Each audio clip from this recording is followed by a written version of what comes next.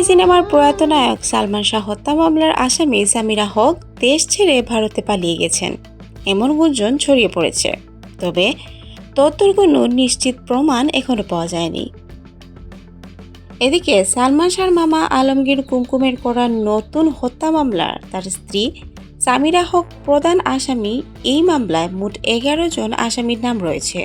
দীর্ঘদিন ধরে এই মামলাটিকে ঘিরে রয়েছে নানান প্রশ্ন ও বিতর্ক। সম্প্রতি অভিনেতা ডন গ্রেফতারের ঘটনাকে নিয়ে আবারও নতুন করে আলোচনা শুরু হয়েছে।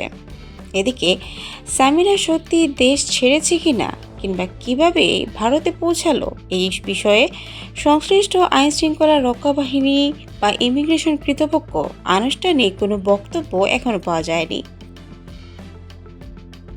সালমান শাহর পরিবারের ঘনিষ্ঠ একটি সূত্র দাবি করেছে, অভিনেতা ডন গ্রেফতার হওয়ার পর সামিরা বাংলাদেশ ছেড়ে ভারতে চলে গিয়েছে। সূত্রটির দাবি, ডনকে গ্রেফতারের পর মামলাটিকে ঘিরে নতুন করে তৎপরতা শুরু হলে সামিরা দেশ ছাড়ার বিষয়টি সামনে আসে।